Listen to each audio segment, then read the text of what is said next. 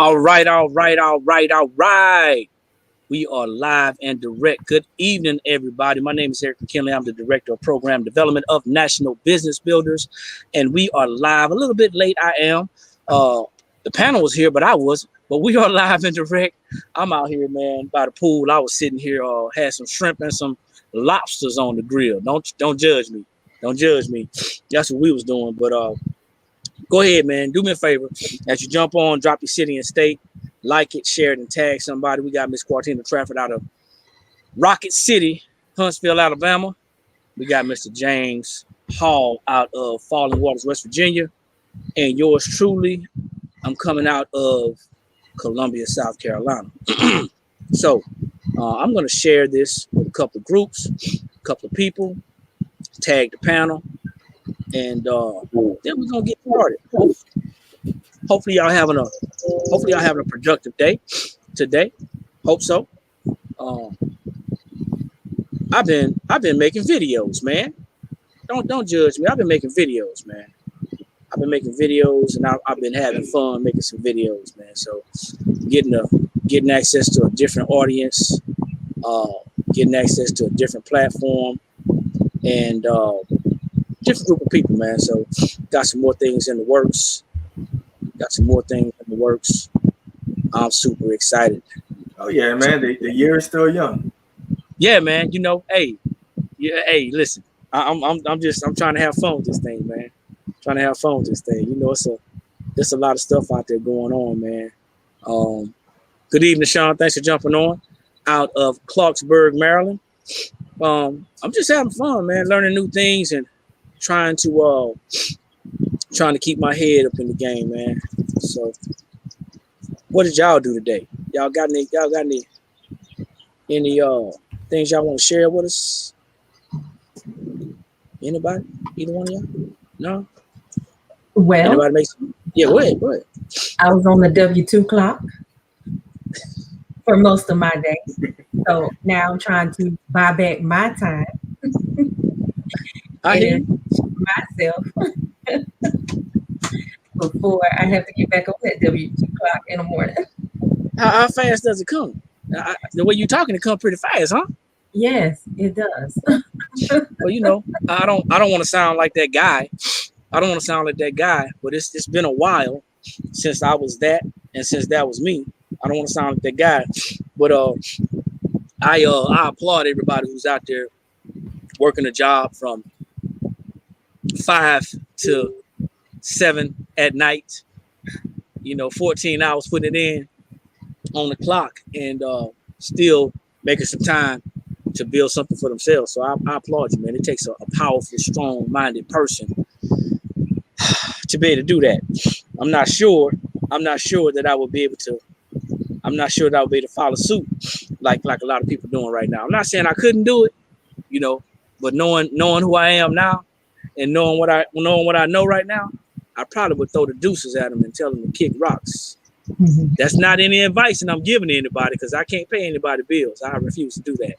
But I will tell you, man, at some point in time, you're gonna get some type of leverage that you'll be able to help to facilitate some of the things that you're doing. And when I talk about leverage, I'm talking about leveraging your time and your efforts along with your dollars. So that's what I'm talking about. So anyway, we're live and direct, National Business Builders. We got our panel on here, and y'all for the last last 2 sessions, we've been talking about investment education 101. And tonight's not any different. This is part 3, investment education 101, part 3. Now, there's a lot of things that people are going to want to do in their lifetime. Some of the things is going to be good for them, and some of the things is not going to be so good for them. But there's a process in everything that we do. There's a process, and don't try to shortcut the process. I promise you, if you try to shortcut the process, you will end up with shortcut results. I'll say that again. We need to always have the now faith. We're living in the present. Got to have the right now faith all the time. Not now, but now faith. And in saying that, we got to learn how to sow some seeds into our lives. Other people are sowing seeds in our lives. Y'all know that, right? There's other people sowing seeds into our lives. I'm not beating up anybody who's working a job. I'm just letting people know who are only working a job and only have one stream of income that they need to consider doing something in addition to. And sometimes that something in addition to may very well mean something different. May very well be something different. Hey, Miss Helen, out of Fort Washington, Maryland, we got Mr. June Carter just popped in out of Atlanta, Georgia. And so we're just having fun, man, sharing information and education. And like one of my business mentors say, that's what it's all about. That is what it's all about. So you got to ask yourself, what did you bring to the table today? Like I said, we outside by the grill, by the pool, grill right behind me, y'all. We just finished. We had some shrimp on the grill about this big. I promise you, they were colossal shrimp. The shrimp were bigger than a lobster tail, man. I'm serious. And to be able to do that, it took some work. Don't let anybody fool you and let them have you thinking that, hey, they just woke up one day and it was all good, or they just stepped into greatness. They didn't do that. It took time. It took building to do that. It took dedication, determination, consistency. It took wanting more than what you have. It took that. And it may take you a little time to get to where you want to be. But so, like I said, welcome everybody on the panel. Welcome everybody who sees this. Like it, share it, and tag somebody. We getting ready to get hot, man. This is part 3 of Investment Education 101. And I'm super excited, man, because you know what? We went through, let's do a little recap. We went through on the first training, we went through cash equivalents and what I would like to say common people usually invest their money in. See, a lot of people don't know that they're investing, even though they think that investing is dangerous and it's scary and all that good stuff. But people are investing anyway, because if you have a savings or a checking account, if you're dibbling and dabbling in CDs and money market, you're still investing. Hey, Miss Valerie, thanks for jumping on out of St. Louis. Then the next training, that's cash equivalent. And you get a small return on that investment. I'm talking about minute, almost invisible. You might as well take your money and bury it in the backyard. You know what I'm saying? Because that's what you get. Well, the next day, we talked about continuation of cash equivalents. And we talked about how business owners, corporations, how the government, how banks actually raise money to expand and scale their businesses through the process of bonds. We talked about the mortgage security bonds. Y'all feel free to jump in and help me out if I hiccup. We talked about mortgage-backed securities. We talked about we took government bonds. We talked about state municipal bonds, state and local municipal bonds, and there was one more bond we talked about. Anybody? You got corporate bonds? Corporate bonds. We talked about corporate bonds, and that's one of the corporate bonds and the government bonds are one of the most popular bonds, man, because that's what they use to raise money. See, when you want a loan, you got to go to the bank and they're going to pull your credit score. But when a corporation wants a loan, they're going to float a bond. They're going to sell some of their company. They're going to create an idea, right? They're going to sell some of their company, create an idea. They're going to give a forecast, and they're going to float a bond. And the banks or the organizations that's going to give them the money, they're not going to look at their credit report. They're going to look at their financial balance sheet. So that's the difference between that. So tonight, part 3, y'all, we're going to be talking about how the wealthy, they do not drop their money in the bank. They may use the bank as a vehicle to pay their expenses, use that as a service, but they don't put their money in the bank as far as investing. They don't do that.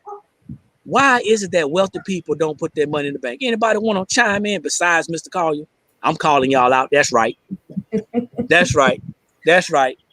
Well, I'll start first, right? The wealthy mainly use the banks, like you said, as a vehicle. But for the most part, they want to get more bang for their buck. So they're looking for other ways to grow their money. More bang for their buck. How about that? They want to return on their money, right? That's right. You're talking about ROI, you're talking about rate of return, you're talking about they understand some rules of the wealth. You got something, Mr. Hall? I mean, Christina already said, they're looking for places where they can make their money grow the fastest. And I guess that's pretty much, in my position, one of the biggest things is where can my money grow to where I can, get to the goals that I have set in terms of investments and what I need. And if the average person doesn't know what they need, then, they'll go to the banks thinking the money's going to grow at the rate that they need it to, and it never does. So I think for the most part, they just look for better vehicles to be able to have it working as hard as they're working for it. You said it. You hit the nail on the head. You and Quartina. You got to think about it.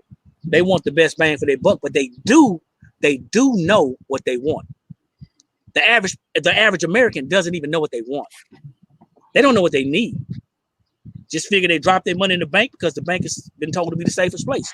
Well, tonight, and we got Mr. Luther Deloach out of Aiken, South Carolina, just jumped on. Tonight, I'm gonna share my screen because I'm telling you, man, I'm getting better with these slides, man. Y'all can talk about me if y'all want to. I'm getting this content is pushing it out here. Y'all can smile, y'all can smirk and laugh. I'm telling you, man, I'm enjoying this content that I'm sharing.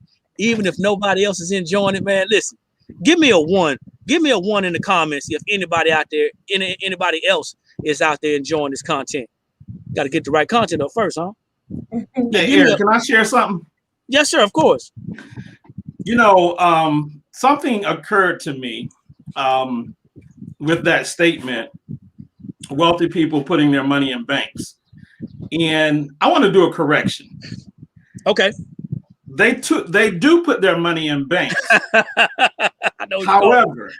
However, for most of us, we don't even recognize the banks that they're putting their money in. So there's retail banking. That's the bank at the corner. That's the Wells Fargo. That's the Bank of America. But then there's also something called investment banking. Okay. And so investment banking would be your Wells Fargo securities.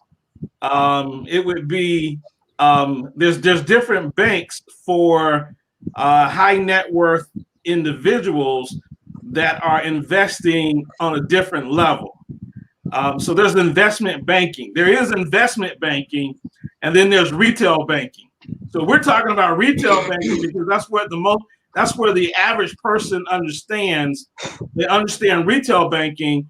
They understand Wells Fargo, but they've never seen a Wells Fargo securities. Wells Fargo security banking is different. That really puts it in perspective, because if you think about retail and wholesale, right? Retail means you paying full price. So the banks on the corners that the common people, average Americans, are using, they're paying full price, and the full price they're paying is getting little to no interest on their money, right? That's the full price that they're paying. They're suffering that full cost. The wholesale banking, like you said, the investment banking, the securities portion, and I'm not gonna name any other banks, but they got some other banks that's out there. Lots of banks. We're gonna talk about that, but they're investing their money in wholesale, and they're getting a bigger bang for their buck. So hopefully you guys see this slide right now. We're gonna talk about this. Talking Finances in NBB, Investing 101 Part 3. Hope I got the right one up. I believe I do. I think I do. If not, we're going to go with it, y'all. We're going to go with it. The rule of 72. Calculating ROI. Now, the number 72 divided by whatever the interest rate that you're going to receive is how long it's going to take your money to double. That is a bank secret. And it's not just for retail banks, but it's for wholesale banks as well. That's a rule that we need to understand. For example, that means if you are getting 8% on your money and you divide the number 72 by 8, that means it's going to take your money 9 years to double. Now, a lot of people look at that 8% and they'll say, well, where can I get 8%? Well, there's lots of places, but I'm not here to tell you how to get 8%.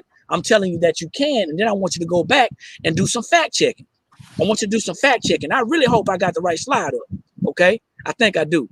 So I've been doing some things, y'all. So excuse me if I been trying to get another system up and been trying to get things together, and I've not been successful. So I feel like I've been failing today, but I think I just been trying hard. So I'm gonna get it together. So check it out. Let's say a savings account. Let's say a savings account gives you 1%. That gives you 7,200 years to double. Okay, 7,200 actually 0.01%, not even 1%. That's 7,200 years to double. That's what people are facing right now. These are actual rates that are out there. CDs are giving you 0.02%. That's 3,600 years to double your money. I don't know about y'all, but we're not living in biblical times. Anybody think they're gonna make it 3,600 years on this earth? I'm just saying, we want our money to grow. And also IRAs, 0.02%. I did the research, 3,600 years to double. Anybody want to talk about this or elaborate on this slide? You don't have to. You're good. We can move on. This is the rule of 72. 72 divided by the interest rate that you're going to get for your money is going to take you. It's going to be how long it takes your money to double. Now, this is what the bank is going to earn. Now, this is what somebody earns. It's the customer. This is what the bank is going to earn off of the customer if you have good credit. I think that's good credit. Yeah. No, that's bad credit. So I did that one wrong. This is bad. This is bad credit. That's good credit. This is good credit. Yeah, this is actually good credit. I just want to make sure I did the slide right. So if you have good credit, you can get a mortgage at 3.1%. Remember, that's APR. That's annual yield rate. You got to understand it's going to take you 23 years to double. If you divide that by 72 divided by 3. Now, why am I doing that? I'm doing that because you're going to hear later on that most people already have a 30-year mortgage. Now, this is not going to count how many mortgage payments may be missed because of poor money management. I had to throw that in there because of lack of financial education, because of a pandemic or an epidemic or a loss of job. That's not counting that. This is not counting somebody who falls on hard times and they're going to refinance their mortgage. Somebody's going to hear me in a little while. Somebody's going through this right now. But this is with good credit. A car loan, you're looking at on average 4.1%. divided by 72 divided by 4.1, you're talking about 17 years to double. This is how the banks make their money. And then you got a credit card with good credit, 14.5%. The bank is going to get their money in 5 years. It's going to double. Now, you know, there's a lot of people that's carrying a long balance, years of balances on the credit cards. I was one of them. I did not have the education. I had the means, but I didn't have the know-how. And I was paying the minimum for years. Just want to be transparent. I was paying the minimum for years. And the banks, financial institutions, they were just eating us alive. So that's what a bank earns with good credit. Would y'all care to see what a bank is going to earn with somebody who has questionable credit? Think about it. Now, 5%. If you got a mortgage with 5%, that means it's going to take the bank 14 years. They can take their money 14 years to double. That means that you're going to pay for that house twice on a 30-year mortgage. Car loan, 10%. I know some people that's at an 18% right now. 7 years to double. The average car loan is going about 72 to 84 months. So by the time they finish paying that off, guess what? They paid for that vehicle twice. This is something that everybody needs to understand. Why am I talking about this? So what does this got to do with investing? Well, you're investing in these things. You're investing in a mortgage. You're investing in a vehicle. You're investing in credit cards, debts. This is debt that we're investing in. And at a credit card with 24%, you're talking about it's going to take that money every 3 years, that money's going to double. Now, if you got people who are holding credit card balances for 10 and 15 years, they're just skating on debt. It's paying the minimum. Sometimes not even paying that. Anybody want to talk about this? I'm gonna talk about it. Talk about it. You know, and this is really why the financial institutions don't really want you to have, you know, the best credit or stellar credit. I want somebody that has maybe okay credit, or somebody that has made some mistakes, so I can charge them 24%, so I can earn 3%. I can double my money every 3 years. And so what you're seeing is that, you know, institutions, and even let's talk about the car loans. Even with car loans, you got to shop around and you got to be very diligent, because even with good credit, they'll try to charge you a higher interest rate than what you really should be charged, even with good credit. I just went through that with my son, and you know, you'll see these financial institutions that are trying to take advantage of you, because they know for every percentage point that they can get, that helps them double their money a lot quicker. And so what you're showing here is you're showing how the bank gives us a small percentage. We got to wait 720 years for our money to double, while they take that same money and they're doubling every 3 years. So what's happening is that the banking institution, they just know where to go, and they know how to go put money somewhere and make that money really starting to grow, while we're sitting around with our money in a savings account and it's not growing at all. Because our money's safe. It's safe in the savings account. We can get our hands on our money. You know, the average person that really has money that doesn't know about it, they fall into some money. The first thing they're going to do is they're going to put it in a savings or a checking account. And the mindset of a lot of people is they want to have access to their money. I can't fault them for that. But if you think that if the bank is doubling, their money is doubling every 3 years, and you have a long lifespan,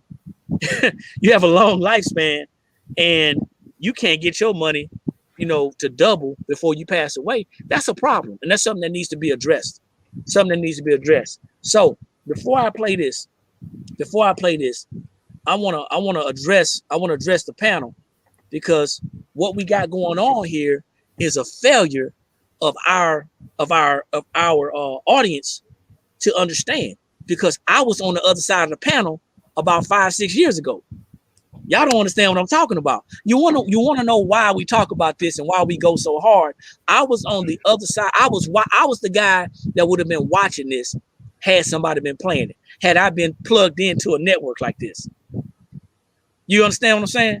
You see, a lot of people take what we do and they kind of shrug it off. Like, oh, they don't know what they're talking about. Oh, you know what? I like my luxury car. Oh, you know what? I like the fact that I'm paying, you know, it's okay that I'm paying $750 a month for a vehicle that I can barely afford to get the oil changed in. I'm not talking about you, but if I'm talking about you, I'm talking about you. You dig what I'm saying? We have to understand where our money is going to work for us better. Now, if that's a choice that you made, that's a choice that you made, and you got to suck it up. But now that you know that's a choice that you made, we have to make better decisions so our money can grow. I made a lot of those decisions. I remember when I was in Belgium, we wanted a luxury vehicle. We bought us a 350 GLK. Remember that? Bought that 350 GLK, and we brought it brand new. It had 0 miles on it. The miles that it had on it was the guy driving it up on the ramp to drive it to the port to ship it back to the States. And we picked that vehicle up. I came back to Fort Stewart, Georgia, just below Savannah, and we picked that vehicle up in Brunswick, Georgia. Excuse me, picked that vehicle up in Brunswick, Georgia. And we were just excited, you know, got our brand new 2011. So I was 2008, I went to Belgium, but in 2011, I deployed, I returned. A brand new 2011 GLK SUV. GLK SUV, yeah, it's a Mercedes. It was, okay, yeah, for people who don't know cars, it was a Mercedes, all right? And it was cool. It was about that big, but it was cool, you know what I'm saying? The windshield wipers, how much the windshield wipers was? $80. Was it $80 per wiper? $80 per wiper to get the wipers replaced. Do you understand what I'm going right now? Listen to what I'm saying. See, y'all laughing at me. Listen, we went to get the oil changed, right? And they had 2 packages. They had an A package and a B package. And it wasn't an A package and a B package because one was cheaper than the other. That's how the service went, right? One was an A and one was a B. Well, both of them were over $100 to get the oil changed. Back in 2011, when we coming off a recession. Y'all understand what I'm saying? Y'all don't hear me. Y'all don't hear me, man. We got rid of that vehicle so fast. I think we might have changed the oil twice. We got rid of that vehicle so fast, man, and got something affordable. Listen, that was like the tail end of us jacking up our credit. That was the tail end. I'm telling you, man. See, I got a lot more stories than that. But we go out there and we get things because I always wanted that. But I didn't know how to, I didn't know how things work. I didn't know. We made a lot of money. Wasn't thinking about where the money was going. I got another story about that too later on. But we were just giving it back. We were just giving our money back. Our hard-earned money, we were just giving it back. So if somebody out there is listening and they heard that small example, I want you to think about it. I'm not saying you can't have nice stuff. I'm not saying you shouldn't have nice stuff. I'm just saying that we got to reprioritize our priorities. Restructure our priorities. So anybody else got a story they want to share? I mean, I was naked just now. I showed y'all everything I had. I was very, very plain. I felt real dumb. I felt real ignorant. And I went with the want instead of what my family needed. And thank God, man, that, I'm on the other side right now. Thank God. But hey, check it out. Go ahead, Joe. You got something? Nah, go ahead, man. You good. So I'm just thankful, I'm in a circle of individuals who actually share this information. And I'm gonna tell y'all, man, we got some beasts out here. We got some beast educators out here, some animals. And if you are on these calls and listening, you got some information that you can grasp and hold on to. Put that in your knapsack. That's what I always tell people. And if it applies to you, inhale. If it doesn't, exhale. But just wait for the next time it's time to take a breath. That's all I'm gonna say. So y'all ready? Here we go. Going to the next one. Man. So now, this video right here, and let me know right off the bat if y'all can hear this video. This video is going to talk about the wealthy. Let me get this off the screen. The wealthy and that they invest in different assets. So let me know if you can hear this, and if not, I'll go to YouTube.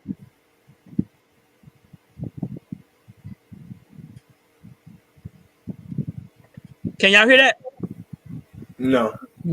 Man, that ain't good. You know what? That ain't good at all. Hey, that speaker still on? Make sure that speaker's still on. We out here in the on the outside, man, at the beach. Don't mind me. The big speaker. It should be on the bottom. It should be it may not be on. No, it's not plugged up. That's what it is. Y'all give me 1 second. I'm gonna break. We're gonna make this right, okay? Y'all go ahead and talk to the people till I get back.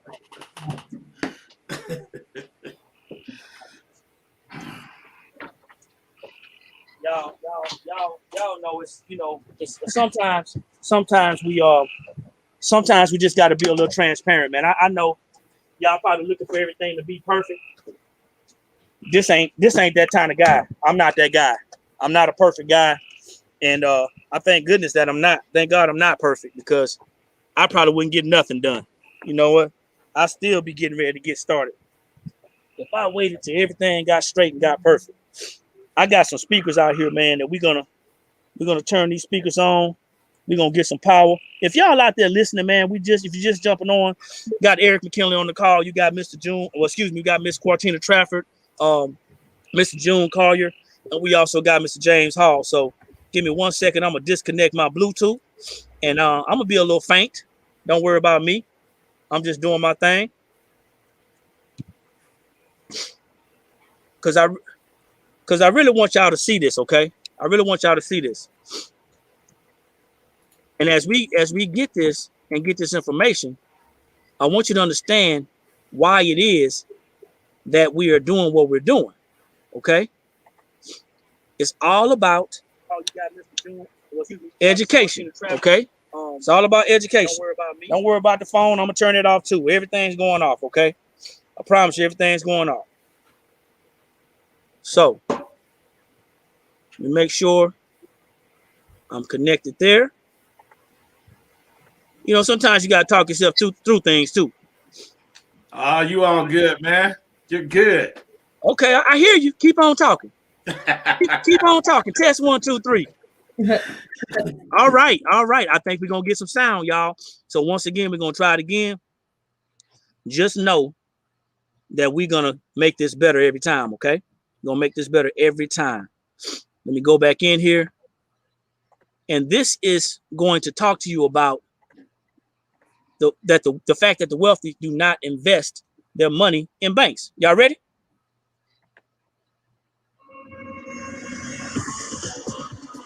Give me a thumbs up if y'all can hear this.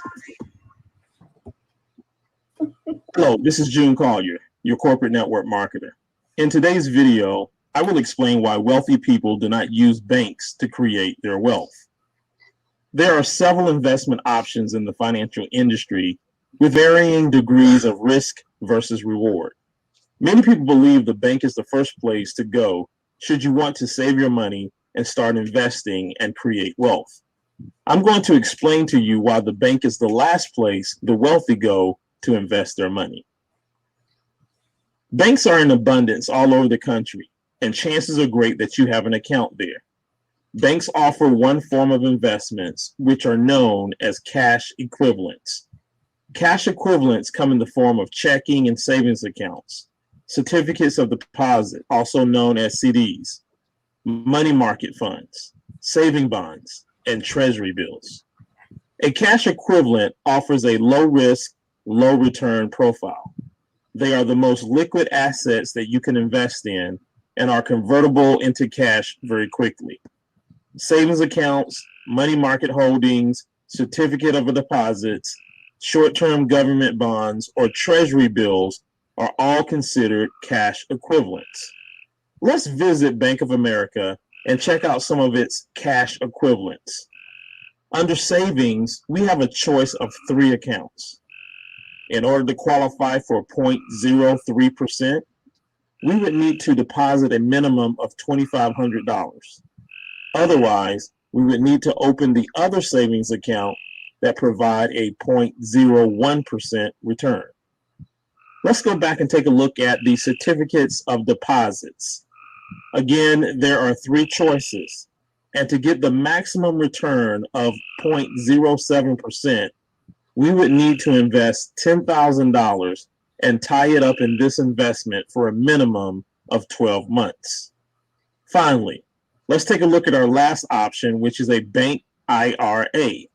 Now, before you get excited, an IRA is not a type of investment. It is simply the tax treatment on that investment. I will cover IRAs in a later video. Bank of America offers several different IRAs, but let's take a look at the highest percentage paying IRA, which is a standard term CD IRA that pays 0.03 to 0.15% on your money. This is the most percentage return that we've seen so far. Let's click through to see what we need to do in order to qualify for the 0.15%.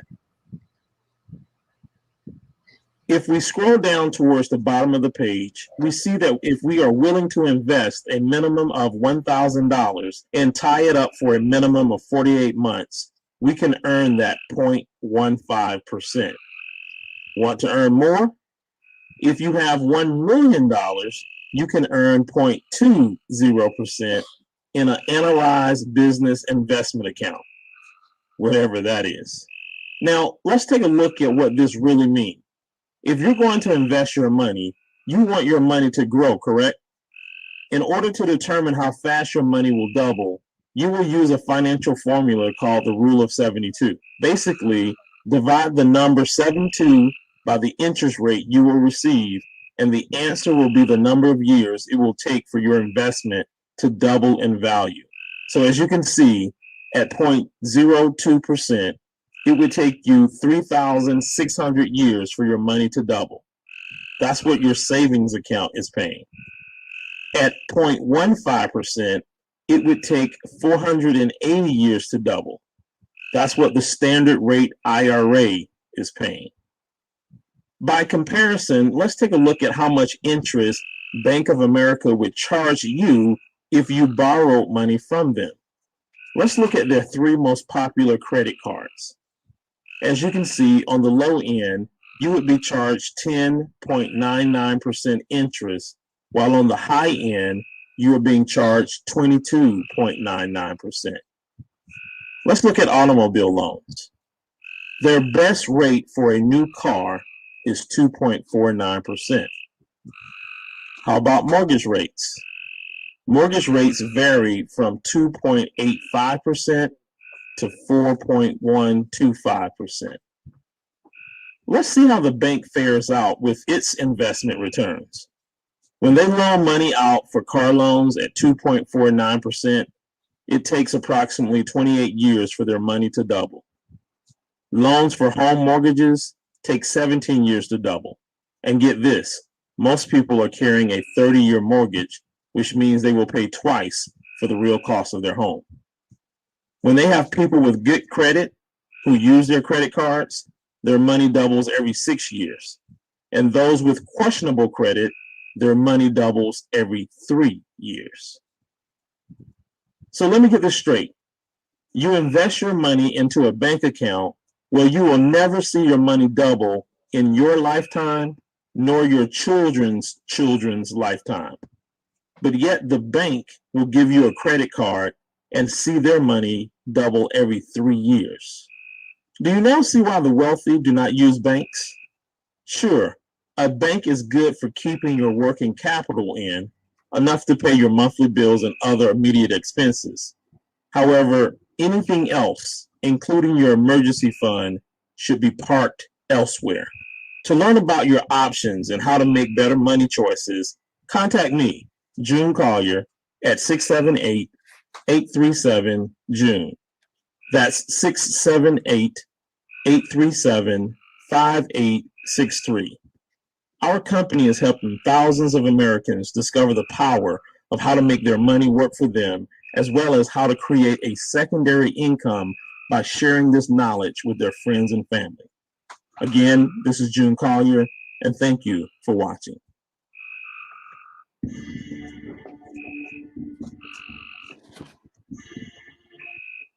All right. Give me a second. Let me get this thing together. All right. I'm gonna tell y'all something. I've let that play out for a reason. I let that play out for a reason. Let's just say that was a mental seed that I planted. Let me cut this thing off. Listen, I'm gonna tell y'all something, man. When you ask me what I'm doing, I can tell you, but you ain't gonna believe me.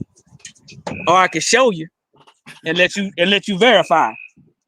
That's what I did. So the gentleman that did this video, and let me turn my Bluetooth back on. The gentleman that did this video is on the call. And I could have been a hater. And cut him off before he put his information out there. But that's not what we do. Okay? That ain't what we do. We first off, we're here to educate. We're not here to recruit. We're here to share information. And when did you make that video, June? How long ago? That's probably been about it's been maybe 7 years ago, 6 or 7 years ago. And the information ain't that old. I mean, it's dated. The interest rates got worse. Yeah, it got worse. It's dated, but it's still pretty accurate. Like you said, it's worse. I want y'all to understand something. We teach financial education. We teach strategies. We share information that's helpful. And as we see people jumping on, and they probably had a conversation with everybody that's on this call. Somebody on this call had a conversation with somebody that's going to see this video. And they probably say, you know what? Nah, I ain't got time for that thing you're doing. Well, I'm going to tell you about this thing we're doing. This thing we're doing is allowing us to keep our money. This thing we're doing is teaching us how to build businesses and take care of our family and build wealth. This thing that we're doing is helping us to not live from paycheck to paycheck or paycheck to Monday. That's what this thing that we're doing is doing. And it's amazing how we find a lot of individuals, personalities, a lot of behaviors that want to do things their own way.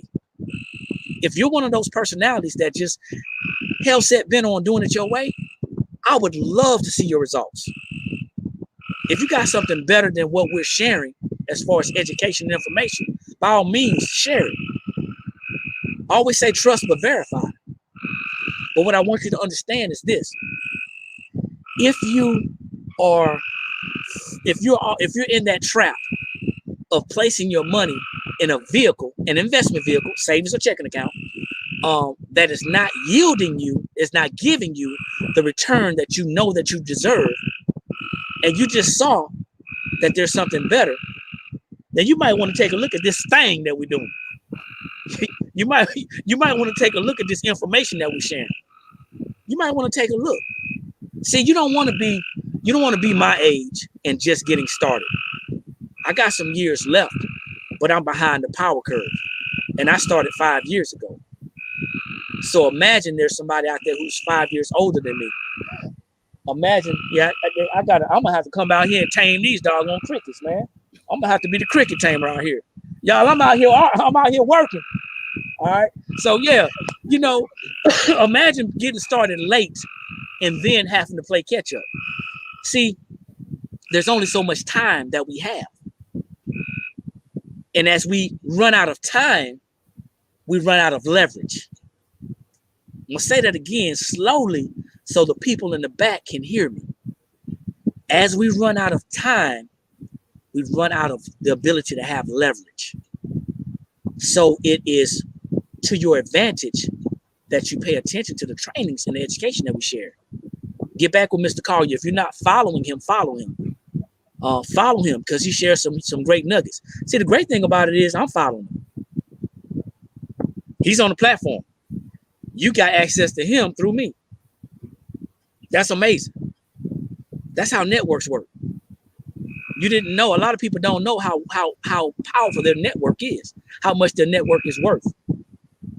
I'm gonna get off my horse for a minute, man. I'm gonna open these slides back up because I got a couple more things. Just think about what you just saw. Anybody got something they want to add? Feel free. Feel free, man. I'm excited. Yeah, I would just say this, to be able to know that there's different places to put your money and you didn't know, it should be eye-opening. The reality is you can look at what your parents did, you can look at what your grandparents did, and going down the generation and see what they did. And if they haven't built anything, then it's time to learn from somebody, who's actually doing it, somebody who's teaching it. And, it's the rejection of knowledge that causes us to stay stagnant, causes us to stay where we're at. So to learn 5 years ago or a little bit before that I could actually put my money somewhere where it can accrue to where, I know I need $1 million. I wouldn't have never known that before. And I would have just kept my money in the bank, and I would have wondered as I got to retirement age, why did I not retire? Ooh, you would have wondered that after you. Let me stop this share, man. Let me see I gotta see your face. I can't see it on this phone. You said that you would have wondered that when you got to retirement age, why you couldn't retire. Absolutely. Now, I want everybody that's looking on this panel, everybody that sees this, that's out there right now, I want you to look to your left and look to your right. And I'm going to tell you, one out of every 3 people are going to have that same issue. 1 out of 3 people. I didn't make that up. These are stats, man, and it's getting worse. All because we want to do it the way that we were taught. We didn't question anything. There's new information out there. There's new studies. And hey, that's just it. That's just it. So I want y'all to remember this. There's always different ways. My dad always told me, it's more than one way to skin a cat. If it takes you 72 to 144 years to skin that cat, you waste a lot of time, man. You waste a lot of time. So let me go back in here, man. Because I got a couple more definitions I want to share with you. I hope y'all getting something out of it. If you out there in social media land and you're seeing this and you get something out of it, drop a number 2 in the comments, please. If you're getting something out of this, if you're understanding and getting some value from what we're sharing, drop a number 2. I mean, I want to know if you're getting some value, man. I want to know if you're getting some value. So we're on the part 3, y'all. We're on part 3. And common people put their money in banks. They don't know any better. They don't know any better. They put the money in banks. That's what they've been taught. People who have a little bit more knowledge, they mess with those bonds. Ain't nothing wrong with that. It's nothing wrong with diversifying your money. But here's where wealthy people put their money. I'm gonna show you something. Y'all ready? Here it is. A stock. It's dangerous. It's risky. But it's also known as equity. Most people understand what equity is because they know what equity is because they have a mortgage. But it's a security that represents the ownership of a fraction of a corporation. Stock is a fraction of a corporation. This entitles the owner of the stock, whoever's investing, or the company, to a proportion of the corporation's assets. So you get a position in that company, right? And the profits equal to how much stock they own. The units of the stock are called shares. Just definition. We're talking about stocks now. See, we moved from cash equivalent bank and bank accounts and checking accounts to cash equivalent bonds to we're on stocks now. And stocks, man, we talking about some assets, some real assets, all right? So has anybody on here not heard of, I messed my slide up, let me go and put it up there, not heard of a pre-initial public offering? A pre-initial public offering. If you haven't heard of a pre-initial public offering, it's basically, and I see what it says, y'all can read that, but this is how it's explained to me. I got an idea. Y'all work with me, panel. I got an idea. I don't have any money though, but I got an idea. And I believe this idea is worth X amount of dollars. So I'm going to create on paper, out of the air, an idea. I'm gonna create some paper, some stocks. I'm gonna create some percentages, and I'm gonna go out there and I'm gonna find somebody who's willing to invest in my idea. Now, the person that's willing to invest in my idea, they gotta have some money. I need them to have money, because the ones that have money are the ones that's gonna be able to take the risk, right? So I'm looking for some private investors that got some huge net worth. $250,000 ain't enough. Even though they say, yeah, I'm talking about, I need somebody who has millions of dollars in assets that can play in this field. So I'm going to offer this to you first. And I'm gonna create 1 million shares. As a matter of fact, you know what? I'm going to create 100 million shares. And out of 100 million shares, I'm going to sell 50 million of them in a pre-IPO. And in that pre-IPO, I'm gonna sell 50 million shares for $1 a piece. $1 share. June, $1 share, bro. You in? Yes, sir. Yes, sir. This a bang up idea, James. James, we gonna knock this one out the park, Cortina. And you gonna get it because you have a net worth of a certain amount. So I'm offering it to you, right? You get in on the ground floor.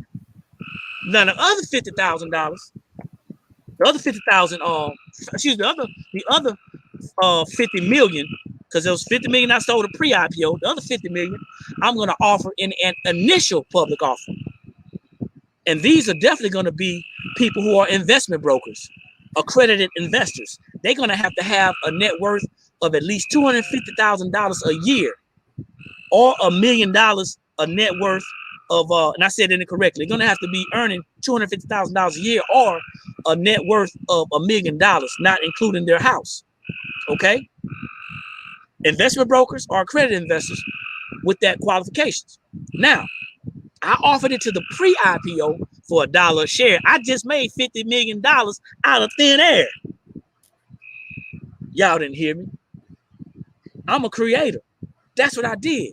But see, for the IPO, the initial public offering, I'm going to offer to these people for $10 a share. Ooh-wee. Y'all know what just happened? I just broke the bank. I just broke the bank. I created money out of thin air. You got to change banks. I got to change banks. Matter of fact, I got to create one. You know what I'm saying? And now I have the money to pay my staff, right? The pre-IPO people, they about to get paid because their stocks then went up, right? The value then went up, just like that. From being on one side of the street and crossing to the other side of the street, the value's just going up just like that. So and I hope that makes sense. I just want to break it down, okay? Now, the secondary market By the time it gets to the secondary market, it's still a hot stock. But now these stocks is gonna go for $20 a share. That's the public. And I might have sold out of the 500 million. The 50 million. Give me numbers right. I had 100 million. Out of the 50 million, I might have 25 million left. And after 25 million, they're gonna go for $20 a share. I'm still making bank, y'all. Listen, I don't have to do anything now. I don't have to do anything. I hope this is making sense. By the time the public gets it, it's gone up. It's gone up.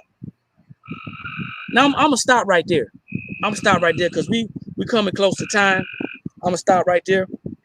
But I just want to know if there's anybody out there, starting with the young lady on the panel. Did what I just say make sense? What you just said made a lot of sense, and it also told me I need to get in June's stock class. Yeah. See, and you know what? Not just that you need to get in stock class because of that. What I just said to you, I hope you understood that you need to get your net worth up.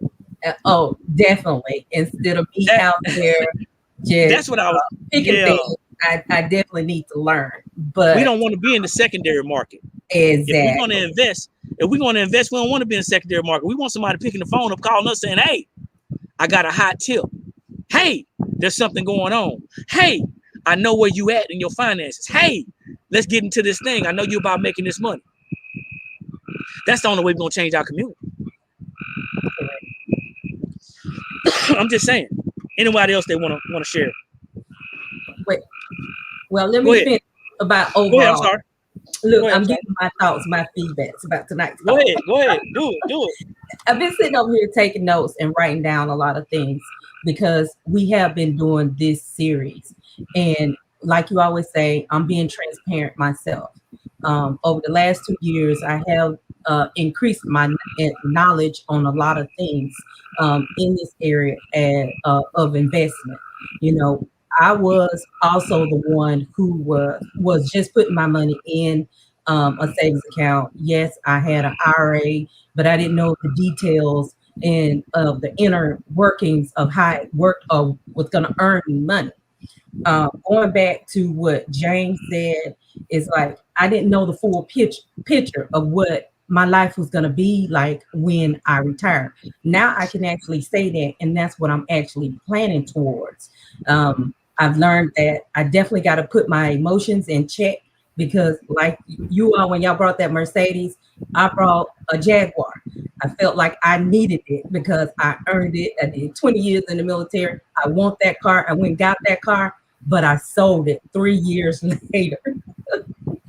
So now I'm bettering myself, making everything work for me and trying to educate those around me. And I'm just thankful for this circle because now I've learned about diversification. That's one of the words that I never used before until I came into this circle because I was doing the bare minimum. You know, I've gotten my emergency fund up where it needs to be inside that bank, but that other money, I'm definitely taking it and I'm putting it where I know it's going to yield me a higher rate of return. That's awesome because I want to share just briefly. What we don't know is really what's holding us back from being successful. What we think we know is really putting us. Go ahead, James. I'm gonna stop. Go ahead. Yeah, I mean, you're hitting on something, and I'd like to add to that. What we do know, we think we know too much. We smart, James. They know money, but they really don't know it like they can. And the Bible calls us that we should always be good stewards. I like to tell my family, we have to stay in study and learn mode because we don't want to learn something and then it becomes antiquated. And then situations have changed, environments have changed, and now we're operating on antiquated information. We should always be looking to seek more wisdom, more knowledge. And I like to say, this all goes back to the cash flow. Regardless of where you are, you have to get started with something, even if it's $25 a month, to put it into something that can earn. But you want to make sure you know your numbers. And the reality is, if you don't know your numbers, then you don't know how much you can invest. you don't know how much you can put away to get to your financial freedom number, even when you find out. So I think it all starts at the beginning. You got to know your numbers. You got to know your cash flow. You got to know where your debt is. You got to know what your financial freedom number is. And then you got to start making moves to kind of fulfill your purpose in each one of those areas till you get to the point where you are debt free and you go ahead and just throw money at investments with wisdom, of course, and with teaching, and to help you get to where you want to be at. You know, check this out, man. If you don't know where you at, you ain't gonna know where you going. Because I'm gonna tell you where you're gonna end up at, nowhere. and for everybody out there like me that's country, I believe antiquated means old and dated. I believe that's what it means. James used some big words, man. So you got to break it down, man. I believe it means it gets old, man. The information gets old. We got to always be with the fresh and the new, right? The now. But thank you, James. I appreciate it. Mr. Collier. Man, you did a great job today. I'm just going to kind of piggyback on everything that has already been said. The good news is that you can figure out where you're going to be at retirement. All you got to do is punch the numbers in. There's formulas, there's calculators, and I think like we've heard, a lot of people they don't even know. They just wait until retirement and then hope that everything works out. And that's not a plan. That's not a plan. And but you can do something about it. You can have a plan. I love the fact that we are learning that sometimes information that we've grown up with is not necessarily the right information. If I go back and listen to the advice that my grandfather gave me, my grandfather told me to put my money in a CD. He told me to put it in a CD.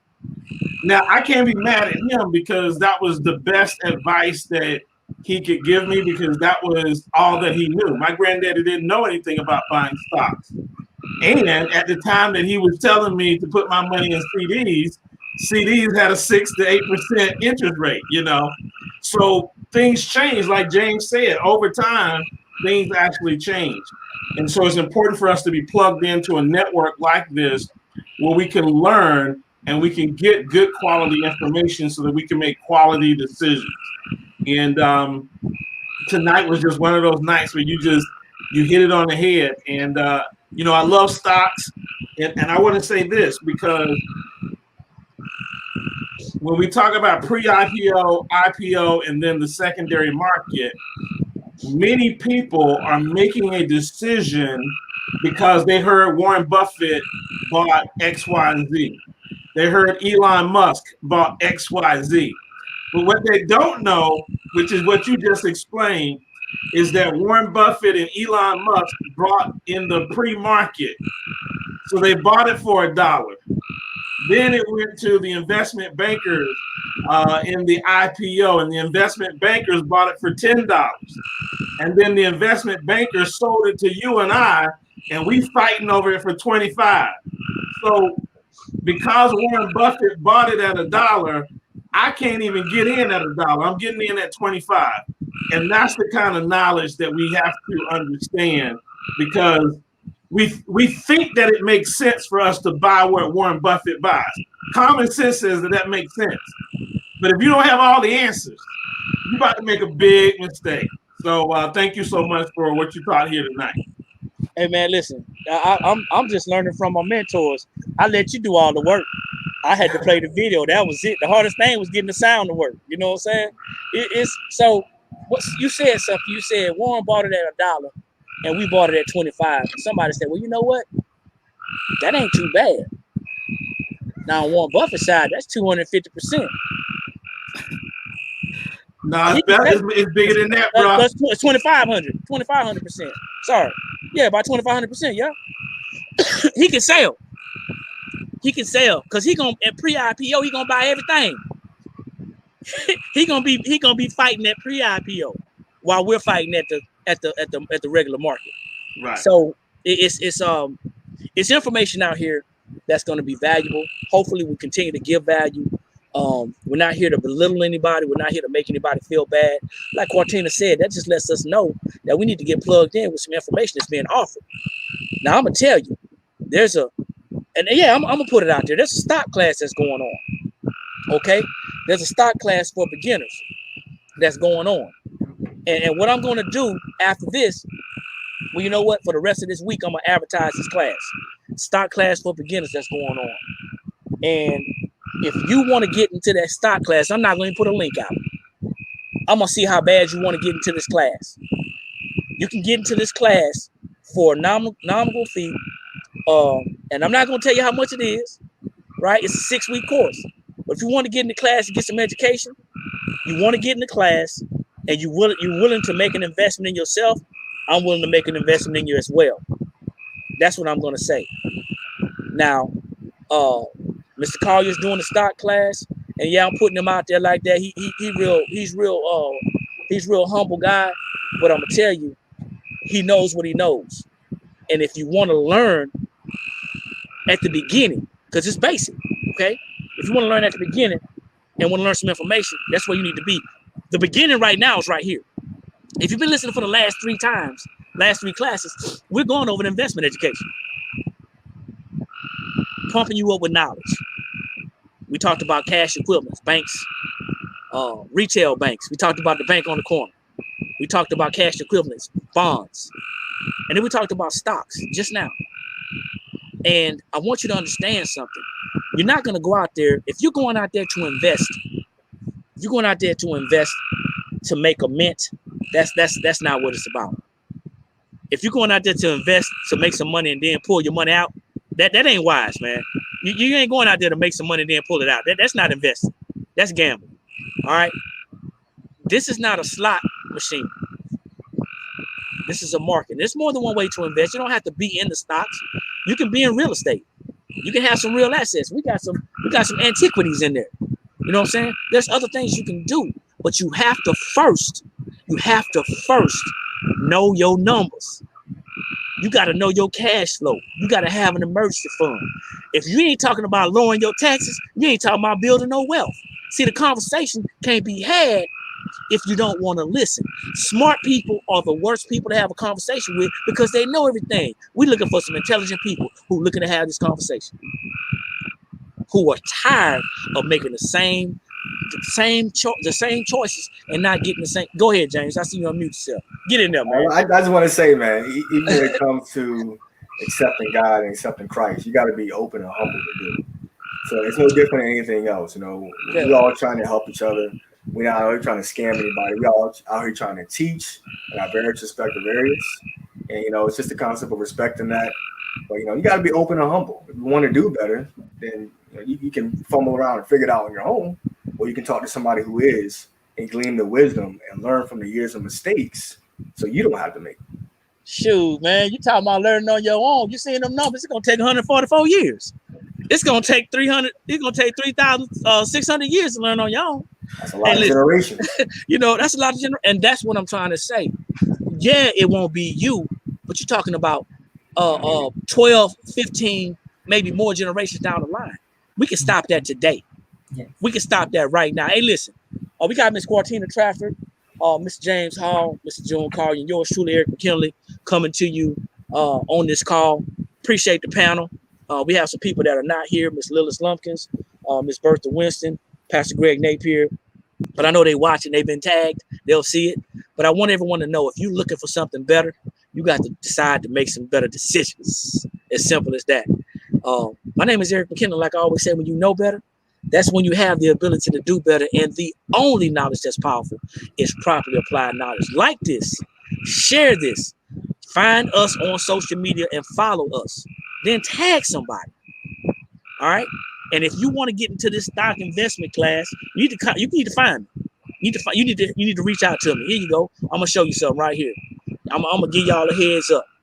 I got something for y'all. My wife looking at me like, what you doing? I got something for y'all. That's my phone number right there. You can reach me, okay? If you want to know more about how you can put your money to work, reach out to me. We got a network of people. All right? This offer is going to end Thursday at midnight. What I'm offering is going to end at Thursday at midnight. So it behooves you to get with me immediately. All right? Immediately. So anyway, we'll see y'all at the top, y'all, because there's too many people struggling at the bottom. Y'all take care. Bless. Peace.